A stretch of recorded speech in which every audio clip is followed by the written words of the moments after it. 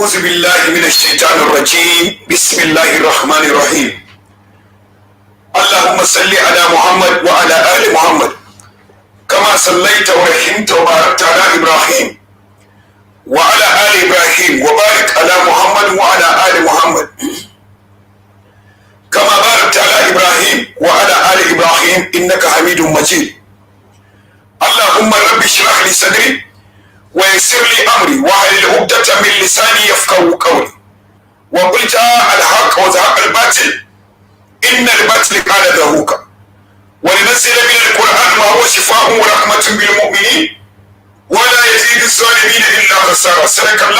صدق الله العظيم. All praises and thanks belong to God Almighty. I bear witness that there is no God worthy of worship except the creator of the heavens and the earth, whose original name in the Semitic language is Allah. I bear witness that he is one and only, who has no partner, who has no rival, who has no associate, who has no biological son or daughter. He does not beget, neither was he begotten, and there is nothing comparable unto him. I further bear witness that our Holy One, our beloved one, our dearest Prophet Mohammed, may the peace and all the blessings of God Almighty be upon him, is his messenger and the last of his prophets. Beloved brothers and sisters, whom I be fortunate to review as live on Facebook from here, our blessed studio, Walkia TV, in the garden city of Ghana, Kumasi to be precise, the land of my birth. On behalf of my brother, Professor Abbass Mohammed, in the United States of America, and on behalf of the team here in Ghana, at Walkia TV, we are offering to each and every one of you the greetings of peace in the ancient Semitic language of Arabic. Assalamu alaikum wa rahmatullahi ta'ala wa barakatuh, which only means in English, peace and the blessings of God Almighty be upon each and every one of you. My name is Sheikh Ridwan Abdallah. I am a Muslim evangelist, also one of the imams at the Ghana Police Service Regional Headquarters in Accra Central. By last permission, we are here again to continue with what we started some few days ago, like 10 days ago, barely 2 weeks. We started a program with my brother, Professor Abbass Mohammed, an economic professor in the United States of America, and we find it necessary to continue because we want a remedy of the predicament that we are in as Africans, as black people. And we thank Allah over and over for the life of our brother, Professor Abbass Mohammed. We need people like him to come and contribute their quota to revive the economy of this country. Even though it's far away from Africa, yet still we are taking the opportunity of the technological advancement that we are in, so that we communicate with him for us to get some solution. And that is why we find it necessary to bring him back to share with us what we need to do in order to go back to where we were before. Allah Almighty, in bringing us here, has prepared for us our sustenance. Africa is rich. Half the resources of the whole world is in Africa. Yet Africans are poor. I used to say the only solution for you and I is to obey Allah. Because even if you live for the next 200 years, at the end of the day, death is part and parcel of you and I. Allah says in the Quran, تبارك الذي بيده الملك وهو على كل شيء قدير الذي خلق الموت والحياة ليبلوكم أيكم أحسن عملا. Death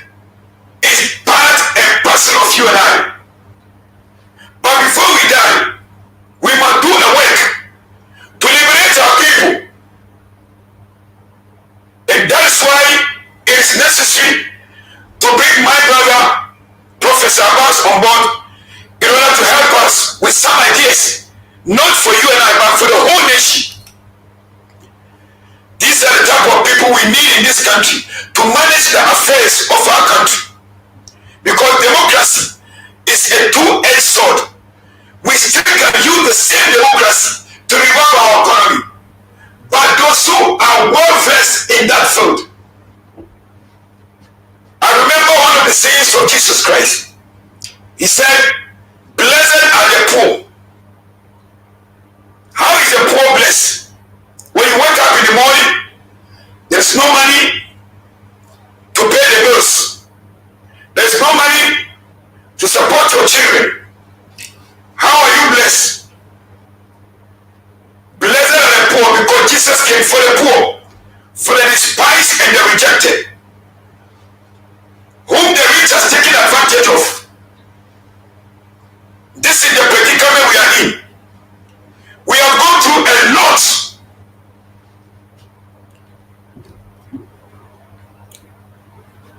I remember in 1886 in Berlin, Germany, Europeans sat a scramble for Africa. They put Africa on the table, and they succeeded in dividing Africa into pieces for themselves.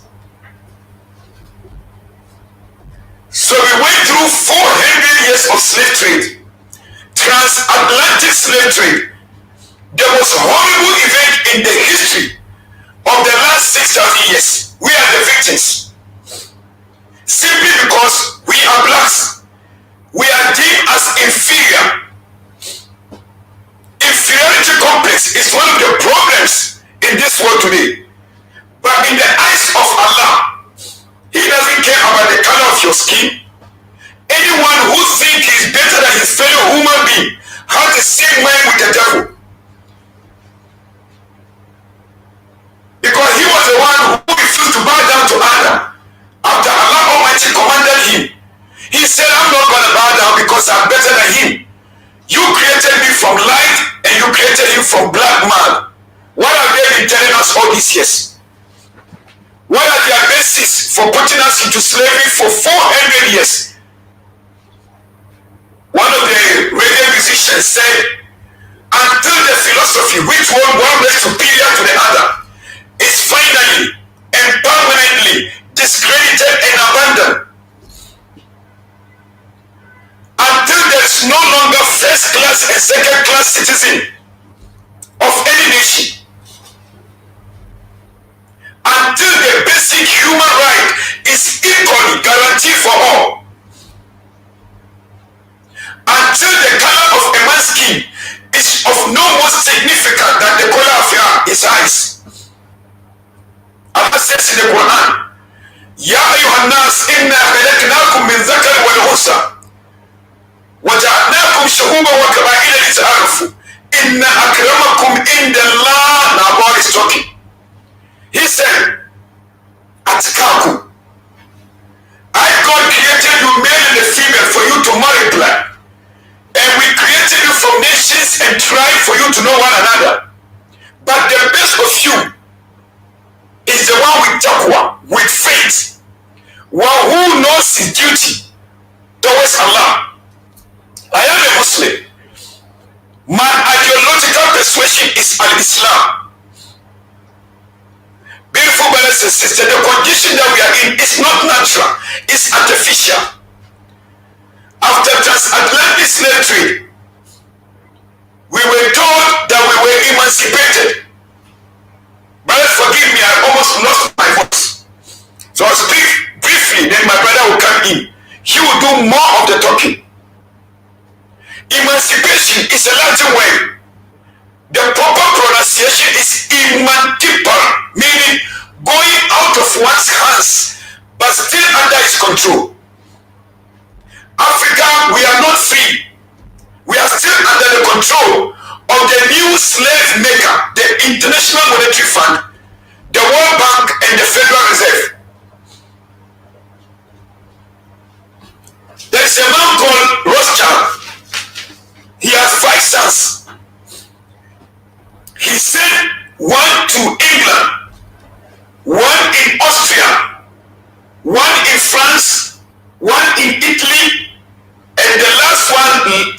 with him in Germany. He missioned them to go to those countries and take control of the central bank of those countries. This became later on the central bank of Italy, Austria, England, Germany, and Italy. In Britain, they refused to allow the central bank of that country to go into the hands of individuals.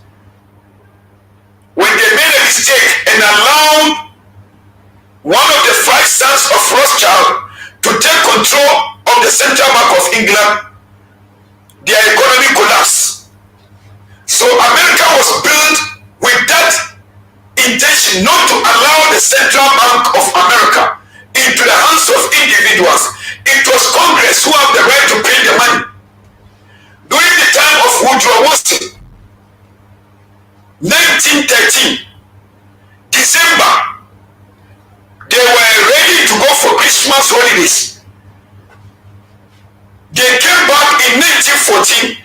The American central banks fell into the hands of individuals. So now the only solution is to control the resources of Africa.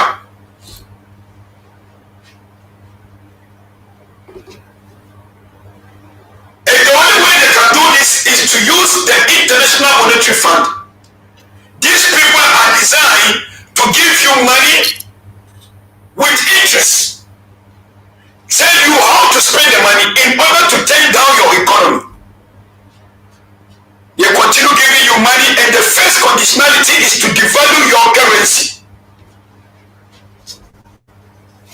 The word currency comes from the word currents. The flow of electricity from a source to that which receives it in order to give you light, heat, and energy. So when you diminish the current, it means low production and then less energy. After taking much loans from the International Monetary Fund, then they will give you an option to privatize your resources. What is the meaning of privatization? Sell what government owns as a representative of the people.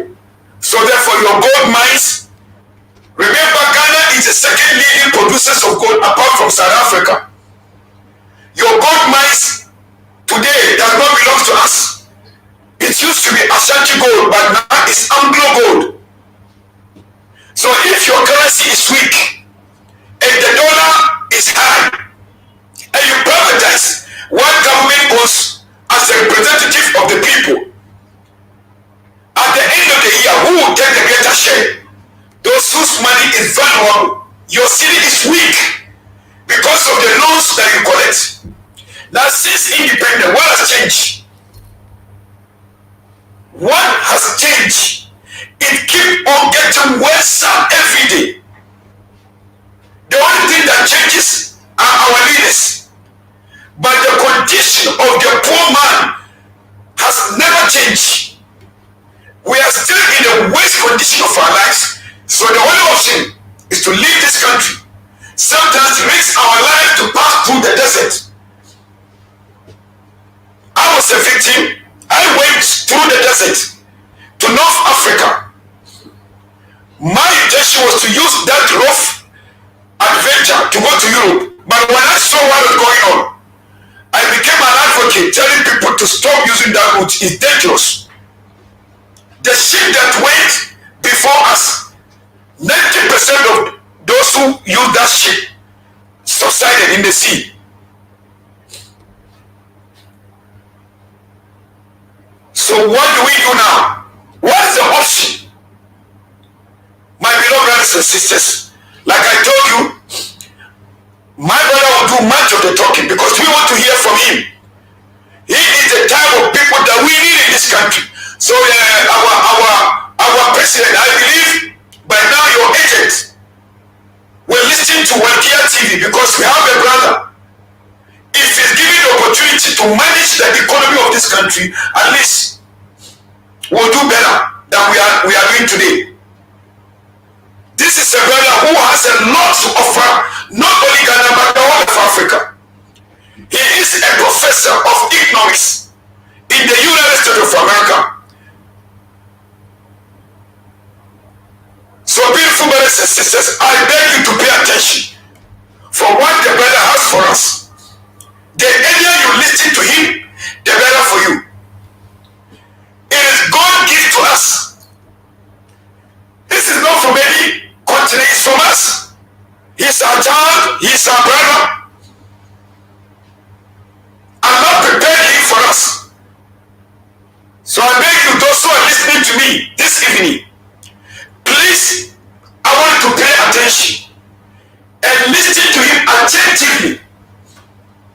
Those who are policy makers in this country, I beg you in the name of Allah, give us your ears.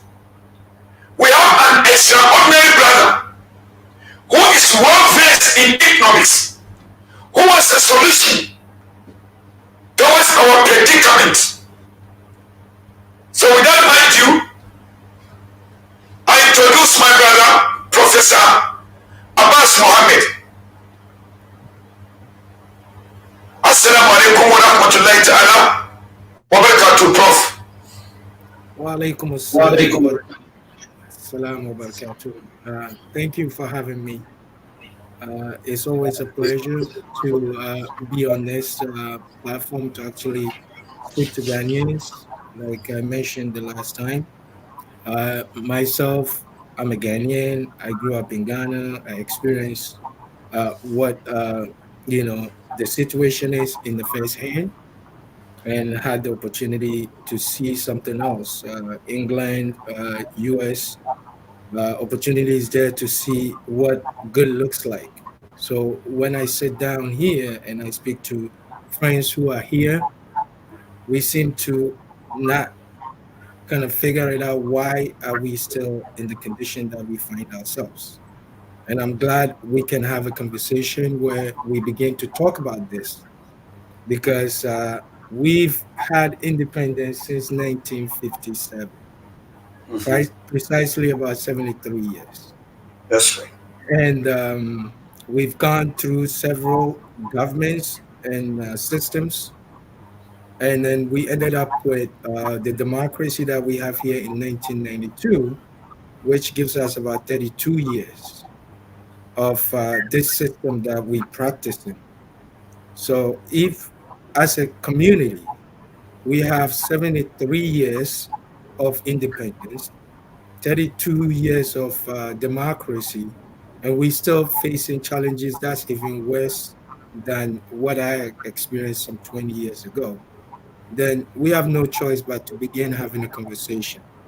So my intention is to always engage in these conversations where we can look at what is happening and how can we make it better. Because as it stands right now, we shouldn't expect to continue doing the same thing and expect a different results. All right. So we cannot continue that path and expect that something will change significantly. What we've noticed is we have some growth here and there when government change, but it's not sustainable. So any well-meaning Ghanaian and any economist who's really well-versed in thinking deep about our growth strategy will question the structures that we have existed. So, because in economics, once you understand what it is that you're dealing with, which is what I argued against, the foundation on which this whole thing is built.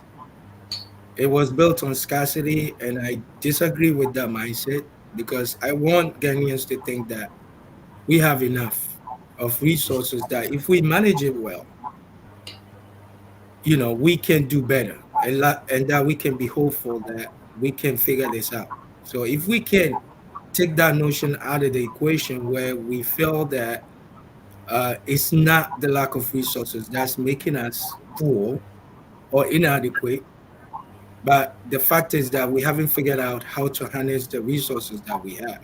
You mentioned some of the resources that we have, and everybody agrees.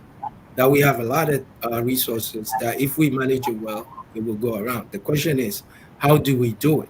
And are we ready to sit on the table and look at each other through the democracy that we have and build structures in place that will allow us take advantage of these? All right. So that's where the conversation needs to begin because that would take us into looking at the existing structures.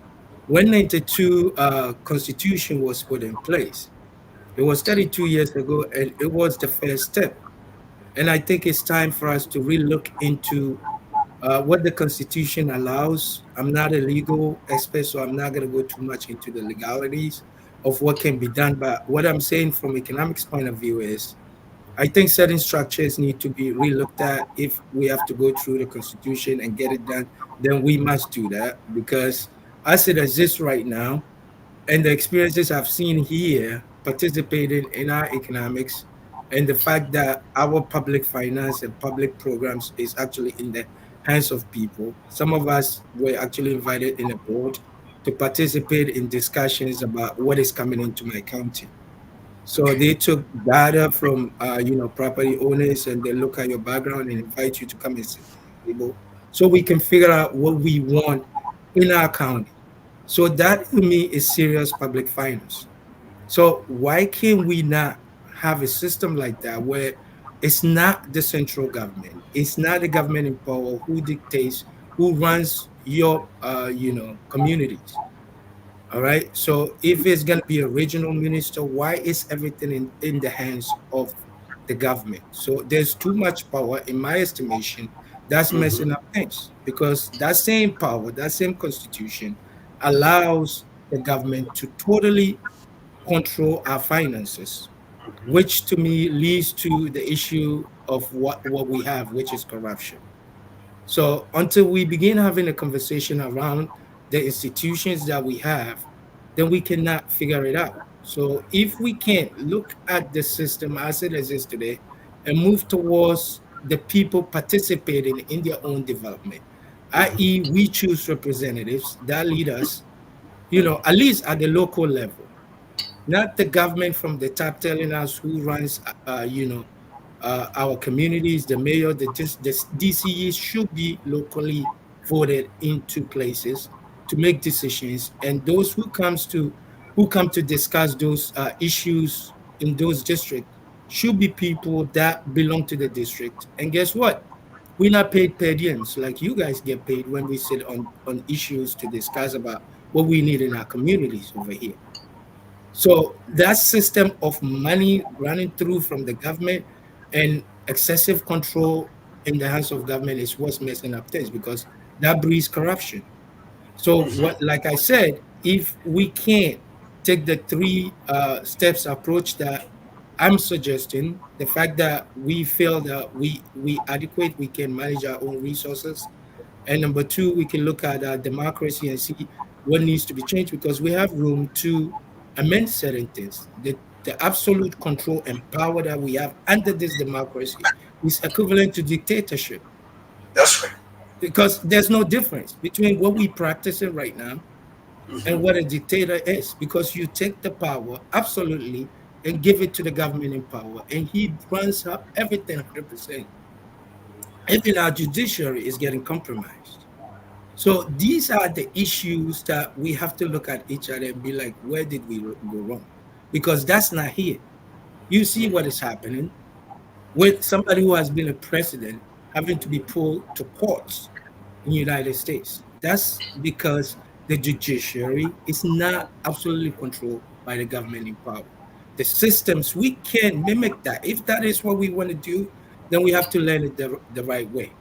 So, like Okay. this, I'm saying the third one is the National Economic Commission that I proposed, which is similar to the Federal Reserve. And if you look at history of, what you were saying about the Federal Reserve, the U.S. had that experiences too. They listen. It's not going to be perfect. What I'm saying, I'm not the sole owner of knowledge. There's a lot of knowledge. Maybe mine is even the minute part of it. But I want us to start having a conversation along those lines because it takes someone for us to start, changing things. Someone has to start speaking. So if you look at the history of United States, like you said, they tried it didn't work well, and they came back again and reshape it, and it worked, and they've been working on it. Why? Because they were having the same system that we have in right now with the central bank system, traditional central bank system. So in 1873, they have a bank run, severe economic depression that highlighted the need for central banking authority. All right. The 1893, the same event, economic, disaster. 1907, financial crisis. Then they were like, this is not going to work. We have to do something different. That is the people that think. So I'm asking Ghanaians for 73 years, we're doing this thing and we haven't gone anywhere. When That's, do we say enough is enough? Let's come to the table and figure something out. That's what I'm trying yes, to say. good. That's So good. if for 73 years we're doing the same thing, because the reason why, sometimes it's so hopeless when you look at what's happening is that nothing is new coming in, whether it's the MPP or the NDC. They've been here before, and That's right. these leaders have already served before. All right. The vice president was supposed to lead the economic team, and he's actually a doctorate degree holder in economics. So we expected so much, but we didn't get it. Okay, So, and then we have a president on the other side in John Mahama, who has also been a president before, that's and right. he did what he could. So, given those two put together, where do you think Ghana is going to go? All right. So these people, when they look at themselves, it took one person. So this senator, Nelson Aldrich, was the Yeah, person that proposed that's right. the plan, laying the groundwork for the Federal Reserve. And then the president took it up. So it takes an individual. So what I want Ghanaians to think about is we can remain hopeful, but we have to start talking and asking questions. Do you have an open communication between yourself and your MP? Can you talk to him? Now he's talking to you. He's coming to your doors. He's gonna, do fufu for you. They will worship you during this time because they want your vote. But after they get your vote, can you access your MP? Can you talk to him? If you can talk to him, then you should tell him your pain, because it's not the handout that he gives you. It's not the little envelopes that will make your life better. Have That's you right. thought about your children and your children's children? What kind of Ghana do we anticipate to have? A Ghana where all of us are walking around, walking out, everybody leaving, or a Ghana where it's going to be attractive for those of us who have left to be able to come back? We woke up this morning on the issue of security being a concern in Adabraka. I don't know where the video is coming from, but it looked recent. Daylight robbery. Yeah, And why is that? Is because we failed as governments. I don't care what government has, all of us have been here, MPP or NDC. They failed us to the point that now the economy is nearing collapse. Because the moment security is compromised, then you should anticipate crisis, that's some right. political instability if we don't put a stop to this. And the Prof, only way we can I do have that, some few questions that I want to ask you. yeah. Given our current democratic dispensation, Mhm. what can we say about the politics of both parties?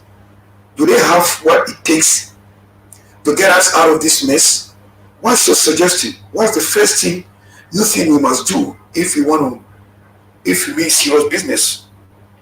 Yeah, if we mean serious business, then we should address two key concerns for every nation. Like I think I mentioned that in the Hausa language the last time I That's spoke, right. where I said the life of the individual or the function of every serious government is to ensure that we have food and security. This is as basic as you can get. I don't want to Yes. talk too much economics because there's a lot of technicalities to how we can do that, but the basic is that people must be able to eat.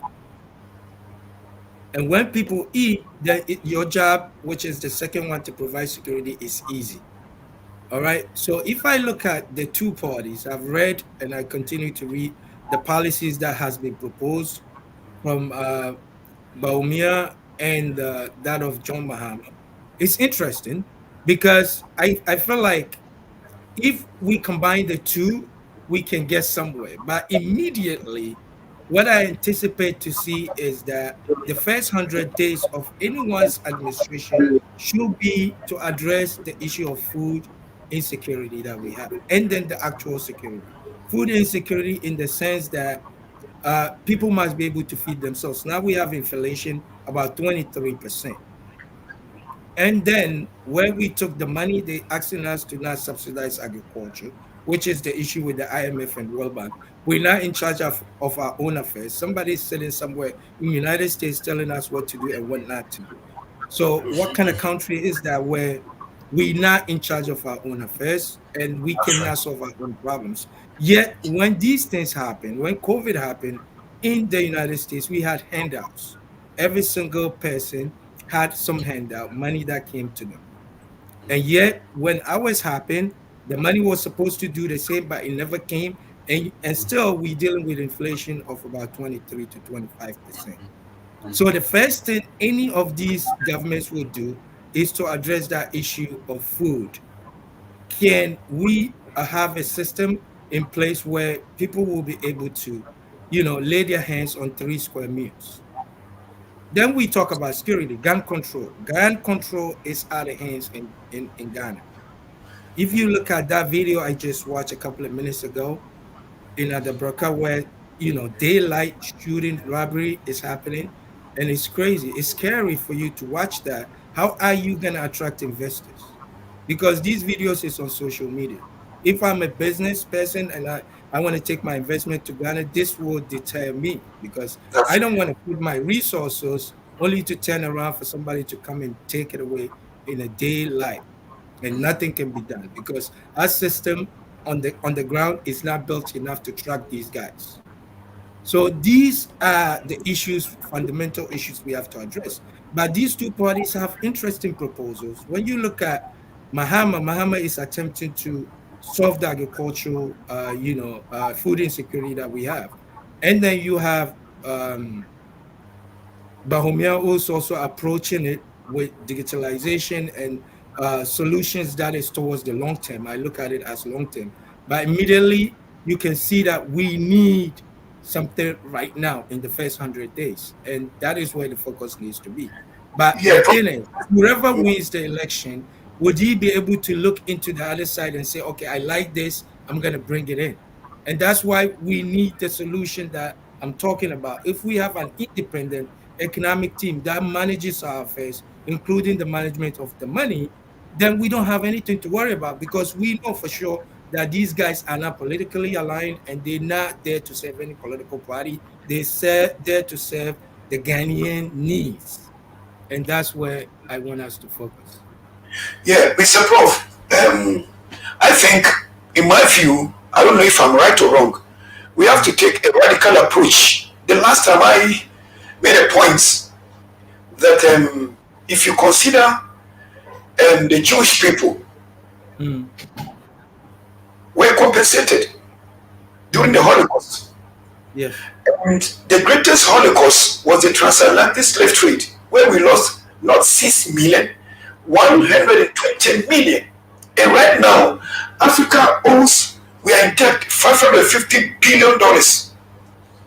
So now the money that we are servicing our debts, that Mhm. money could have helped us at least to solve this food security, this insecurity, this daylight robbery that we are encountering. Do you Mhm. understand? So right now, do you think it is possible for us to take a radical approach to confront those who are the they didn't do this to us. It was they have to take responsibilities. Like for instance, the United States of America, England, Spain, Germany, those who were involved in the slave trade business. It is our monies that build their economy. It is their Mhm. money that build their world. So why don't we take a radical approach so that the $550 billion that we owe, we don't owe you, you don't owe us nothing. That means the money that we are servicing our debts day in and day out, we can use them, we can channel those money into solving, I mean, some of our problems we are encountering in house. Again, I Hmm. want to top it up with this. You know, before independence, we have a way of managing our resources. We have trade by barter. Now here comes a situation that a person who gives you a diameter of his knowledge. Remember the system of governance in this country is Hmm. what we inherited, and we did not include some of our rich cultures. We abandoned everything and we embrace the the the the the, the former slave masters constitution that we adopted. So a person who gives you a diameter of his knowledge, that person will control the circumference of your activity. So it is not in their interest for us to be aware of what is going on. Right now, you are teaching us, you are giving us idea how we can come out from this mess. But those who are in control will never want to know what they know. Because if we know what they know, how can they control us any longer? Brother. That's interesting. That's interesting perspective, and it's very true. And they will tell you that they will never engage in any transaction for which they have no interest, because that's actually the basic of any decision making that even every individual makes, right? Everything we do is driven by a self-interest. The decision to uh, do anything in economics, the decision to buy or not to buy is driven by self-interest. And the same thing applies internationally when you think about these international organizations and the fact that they serve their interests first before us. So, and it's mind boggling when you sit down to do the research and look at our relationship with this organization, which is what I ran into when I discovered that most of the data, economic indicators I wanted to look at were actually coming from IMF and World Bank. So that tells me that Ghana is not in charge. Nobody in Ghana is in charge. That's right. You can't tell me any different. They are in charge. They're telling us what our target is going to be as far as GDP is concerned. And that's exactly how they shaped the economy when they came in the first time in 1983 with the structural adjustment program. They were pursuing an economic indicator, GDP growth, percentage growth. Even in that space, they didn't have a target of what our GDP is supposed to do. Because in here, like I said the last time, we look at a target. Like as a country, when we put all our resources together and we try to grow, where are we trying to go? That's what I want all of us to think about, because it's not existing anywhere I can find. If somebody has it, he can share with me where I can see what we call the potential. Potential is your target where we want our GDP to move from the current 67 billion dollars. Currently, we are 67 billion dollars in GDP. So if we are to move Ghana forward, what does it look like? Is it $1 trillion economy we're trying to build? Nobody can answer it. None of the documents I read answered that. The closest I saw was what Baumia said, that he wants to grow the economy by some 6% consistently. What does it translate on a bigger picture as far as target is concerned? So these institutions are only there to serve their interests.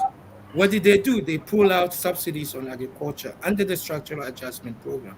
And that killed our agriculture sector. We can't even feed ourselves. All right. When I was growing up, things were a lot cheaper than what you guys are dealing with, because right now, more than 50% of our consumption is imports. So, how can you have an economy like that? And that's why we have to take it serious. That if we want to pursue some of these things that you're proposing, it would take a united front. It's not a political party that is going to achieve this. If we have a united front with a commission that's looking at the economy, they will guide the government who's going to come to make these proposals, whether it's reparation, like you're suggesting, or actually looking at the relationship between us and these international organizations where we have mutual benefits, because right now there's no mutual benefits. We crumpling the economy. Agriculture is not where it's supposed to be. We don't have food sustenance. At least that's where we need to be. If we can't feed ourselves, which means inflation is controlled. And from there, we can move forward because we want every single Ghanaian to be able to have 3 square meals. By what time do we intend to achieve that under any one of these plans? None of them has indicated that they have a goal in mind to achieve this by this year. Because how many years do they have? Maximum is 8 years. 32 years now. 8 years, what can you do if for 32 years we haven't done anything? So that tells you that the old ways of doing this system is not going to work. So The only thing that's we can do is to come together and have an independent commission that manages these affairs. And all the government needs to do is to follow the direction and activate the plans that these people have identified. How many roads do we want to achieve? Infrastructure by what year? So I'm thinking a 50-year plan because if you look at US history, they didn't evolve this quick. It took them time. Before that's these right. guys figured out that things are not working, so many bank runs, every 10, 15 years, they have to go through a recession. They came up with this suggestion of having an independent, reserve system that manages the entire economy. Like I said the last time, they manage our inflation, our growth, and unemployment. So anytime unemployment is showing an indication of growth, these guys will activate a policy with the consultation of the government and tell the government, hey, we need you to send a bill into parliament that can push the economy this way, that way, that way. So there is somebody checking. But if we give these governments a blanket check to just spend the money whichever way they want, what ends up happening? It ends up in people's pocket. It never trickles down. So you can even predict what's going to happen with any activity that these guys are going to perform if they ever perform it, because economics is not done. Some of these policies, we have what we call lags. It's going to lag before we feel the impact of a policy. It takes some time, but it has to be sustained. And who's going to sustain it when you changing governments like your shirts? You That's right. change UPP today, tomorrow is going to be NDC. We keep going back and forth. Where is the structure? What is holding us together? So when we change governments like this and we throw the whole economy in their hands, we're not going to go anywhere because we're just going back and forth. That's all we're doing. This guy moves us to the right. This guy comes and moves us to the left. There is nothing holding us on the straight path. So we need to establish that structure where we know that this government is only guiding the ship towards a destination. Right now, we don't have a destination. MashaAllah. Because I look at the Wow. child that's born today in Ghana and I ask the question, what is this child's dream?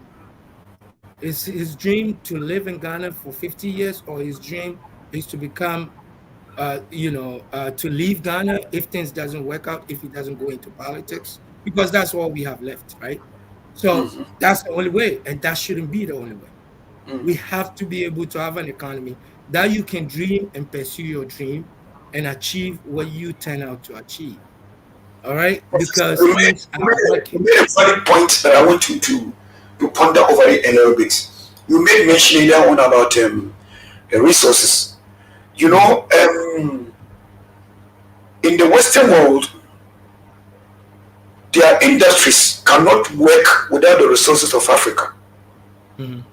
It is our resources that feed their industries. So therefore, what about policies they enacted that always disallow us to have foreign exchange in order to better the life of our people? Because if there's going to be fair dealing, then we should be able to determine how much we sell our gold, how much we sell our cocoa.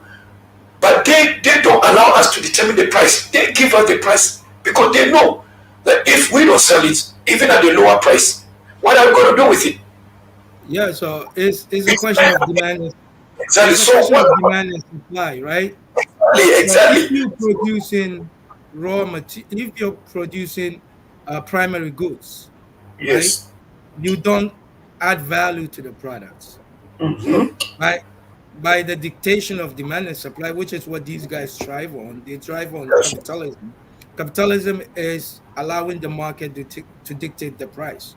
So if you're selling something and I'm not interested, you quote a price. Remember, when it's a competitive market, you're not in control of the price. You become what we call the price taker. So That's what right. is happening is if you're producing goods in the raw state and you're not adding value, you leave yourself at the mercy of the buyer. The buyer can decide to buy it at the price that you feel should be paid for your good, or leave it for you. And being that the goods are in the primary state, you will have no choice but to come down on the price. And that is what's happening. And that's why we have to, that's why I want a commission that look at the resources that we have and make sure that we have industries that would take advantage of these primary goods and convert them into finished goods. Because the value of your economic activity is on finished goods. How many finished goods do we have? We don't. We don't. So that's your, you don't even have a sustainable methods of increasing your GDP, because primarily what you're doing is you shipping everything out. What industries are supporting? People are looking for jobs. Look at what happened this morning. These guys looks very strong and they could put their energy somewhere else. That's right. What avenues did we open for them? And then yet we produce cocoa and we take it in the raw state abroad. They would buy you cheap. All right. But that's what they want to see. You have to know it's a game. It's economics is like a game of buyers and sellers, right? That's So right. you want to sell at the highest price, you have to add value. Show me the quality of your good. That would necessitate for me to pay higher than what I want to pay. So far, we don't have any value added to these products. So we have to sell them in raw state, and that comes the cheaper prices. So we are their mercy, and that's what I want. I want us to get out of that mindset that we don't need to depend on them for us to grow. We can grow our economies, and we have a whole African economy, resources untouched. If we can even trade among Africa with the number of people that we have in Africa, if we add value and start talking about to our neighbors in the same way, we can actually change the direction of the world. Africa has it. We have the resources, we have the human capital. We just have to bring it together. That's right. If we bring it together, we will run the world. Look at what China has done. That's That's leadership right. for you. Everything we buy here in United States, more than 70% is made in China. China. Why? That's They right. sat down and figure it out. And they let the leaders, even though everybody would, somebody would disagree with their political setup, that's up to you. But as far as I'm concerned, they were able to get here because they had a sustainable, well planned approach of where they want the economies to go, and they executed that. Because as I look back in all my graduate studies, all the Chinese students that were in my class were full-time students. We were struggling to balance life, taking care of family as well as school. These guys were just there, paid 100% to study and go back to China. They're taking the expertise back home. And where are they sending the students to America? They come here, they study, and they take the knowledge back home, the practices, everything, and they involve in developing the economy. Every single Chinese student that was in my class was a full time, no worries. They're always there in class, and we are juggling life and school. And these guys are going back to become experts in the fields that they study to grow the economy because they Please, want let me every ask you. Let me ask you this, Prof. person. Do you think we should have an agenda, national agenda in this country? Considering the fact that you see, look at India. India are in technology, and China are in infrastructure development. So they are building stadiums across the world. And even in America, when you monitor, you can see every industry in America, in the part of technology, is India. So do you think Ghana must have an agenda? Because Yeah, look they at, should. yeah, Ghana should have because an agenda, and the agenda, like I said, I wrote it as a blueprint. because Yeah, you we okay? have to have this, an action plan. It's like a blueprint, which That's tells right. us where we need to be, which is what I found lacking in both of the proposals by the parties, and Okay. even MF, who's leading us, hasn't shown us where we need to be. All the UN goals are just generic goals. All right, that's what UN wants to see: poverty decline by this and that and that. Those are all fantasies. The reality is that Ghanaians need to own the agenda. Okay. So we need to come to the table. So I'm anticipating a country where this conversation continues and the youth begin talking to their senators and be like, we also want a model that separates the economics agenda and the pursuit of those agenda from the politics of the day. Can we have that system? So that's like what that gentleman did for the US. It took one person to say, no, this is not working. So, can we also have a conversation like that? If these MPs and the governments really mean well, then they should be looking at each other and be like, we need to have a national economic forum where we can sit down and talk about these things and devise a system that is sanctioned by law under the Constitution to actually run our economic agenda. So I Please, call it Vision our 2075. beautiful I took listeners, it a little further and call it Vision 2075. I'm giving us 50 years. If we begin talking right now and we put up a 50-year plan, trust me, Ghana will change. inshallah, Because inshallah, that plan, inshallah, is not going to be in the hands of a political party. Because inshallah, these inshallah. parties are trying, right? But the system allows them to, manage the resources in whatever way they want. But if we have a system like I'm suggesting, the NEMCO, which is the National Economic Management Commission, is going to manage our goals, our Yeah, economic indicators. that's They're right. gonna they're gonna monitor our projects.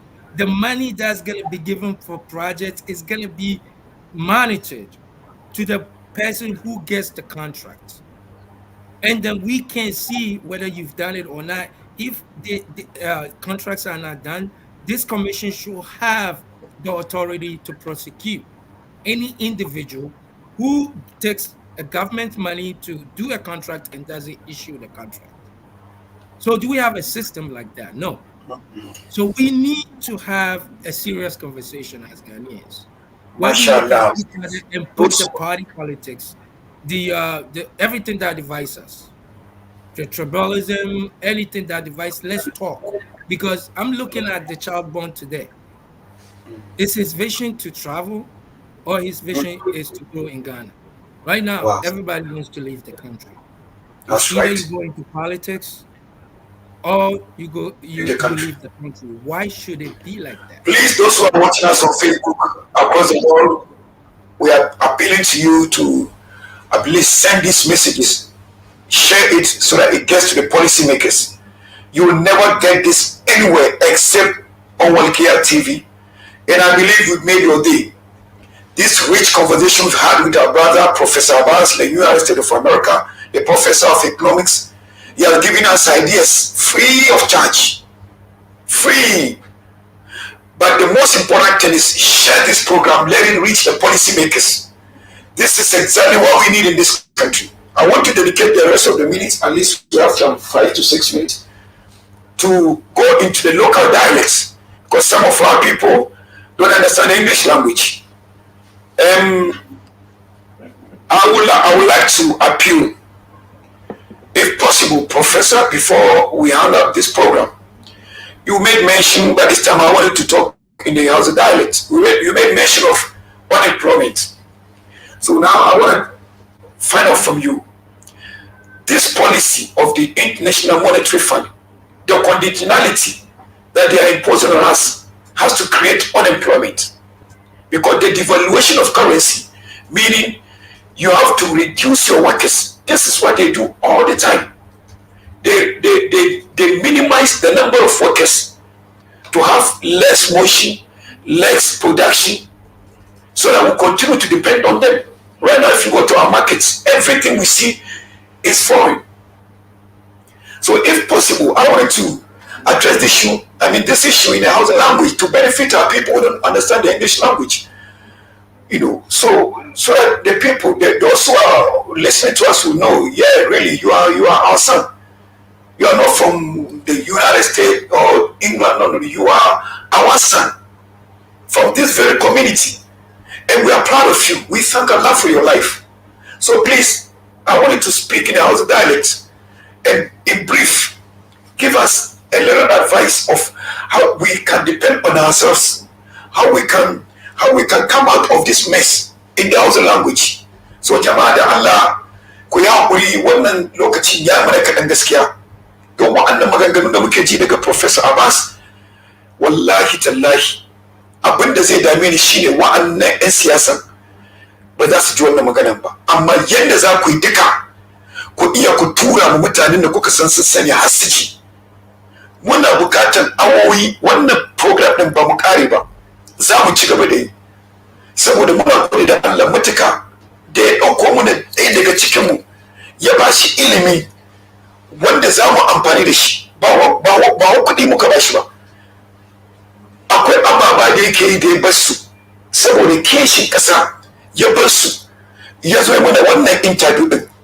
In wani wuri da fa kuɗi mai nauyi zai ansa, amma da yake shi ɗan gane ne, karatu ne ya kai shi da sana'a, to amma duk da haka ya warware gida, yana da wasu shawarwari da zai ba mu, ba wai ɗan zango kaɗai ba, gane gaba ɗaya.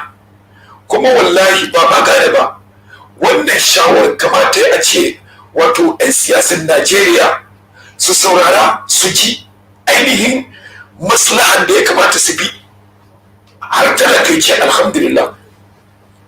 Kuma kamin talaka ce alhamdulillah sai ya ji ire-iren wa'annan mutanen, saboda wannan abun sai wanda Allah ya sanar da shi, sai wanda ya koya Allah ya taimake shi kuma ya iya, to su ne za su ba mu shawara.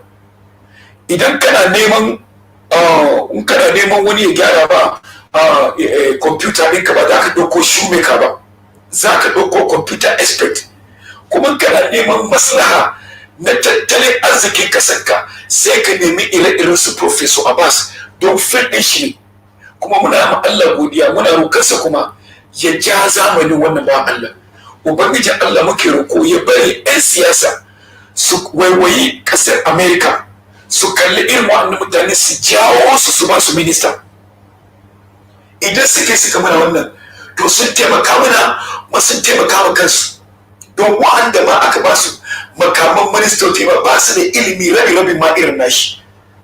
Shi yasa muna bukatan wannan ba Allah.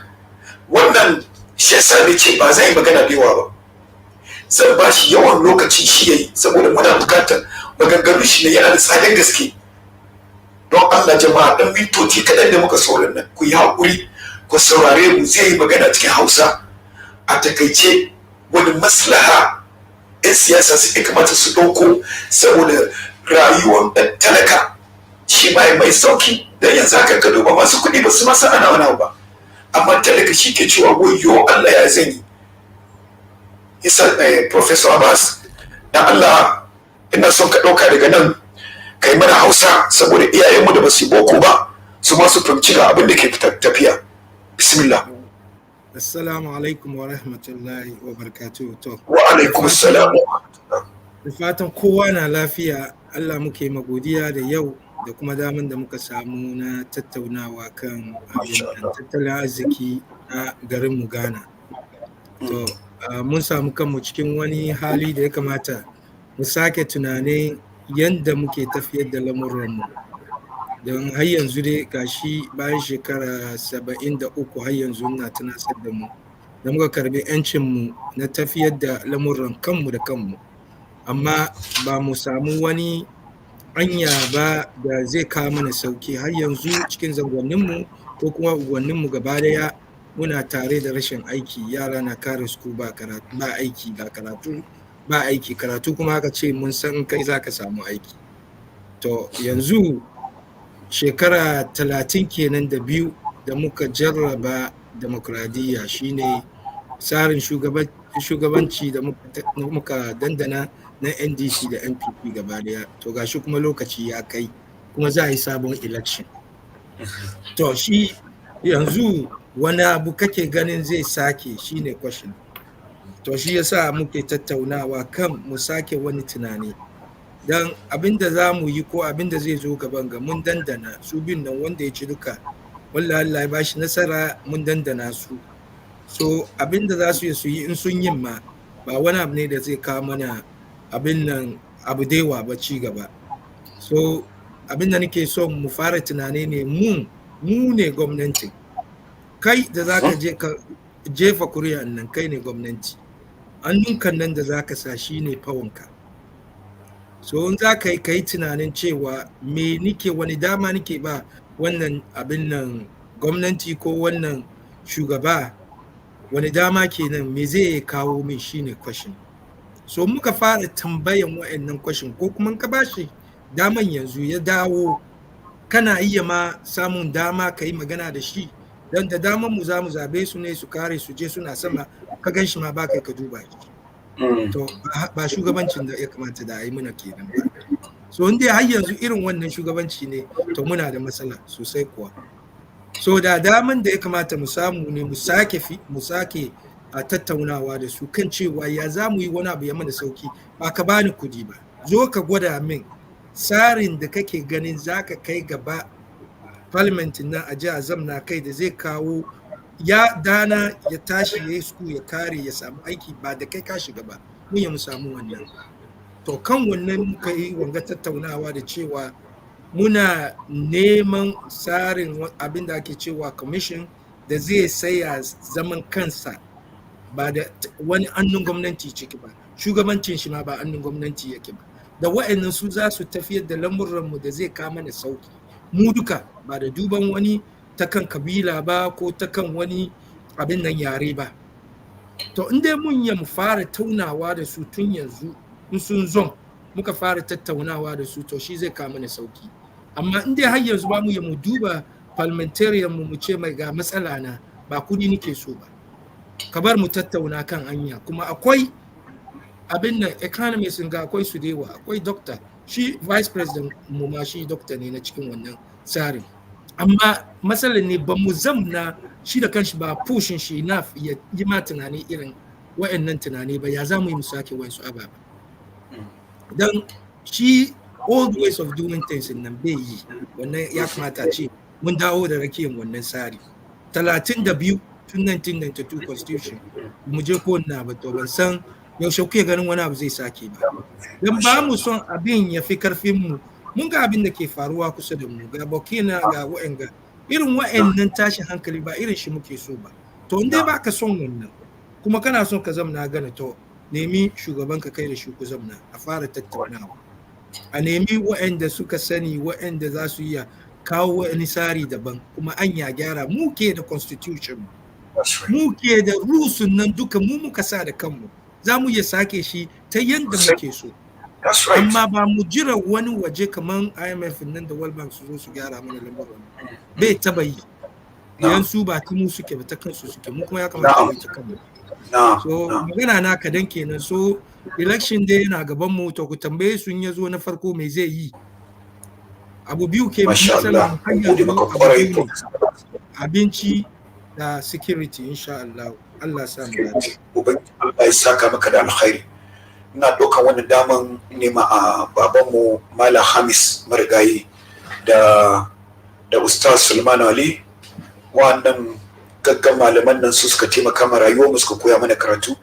Shi babana Malam Hamis mahaifin Professor Abbass kenan, sannan Ustaz Sulman Ali kuma shi ne ya karantar da mu. Shi ma Malam Hamis din ya karantar da mu, amma makarantar Umariya dai malaman da muka san sun taimaka mu rayuwarmu akwai Malam Salmanu Ali, Malam Danjuma, Malam Audu, Malam Gado, sannan shi Malam Hamis kuma idan ban manta ba shi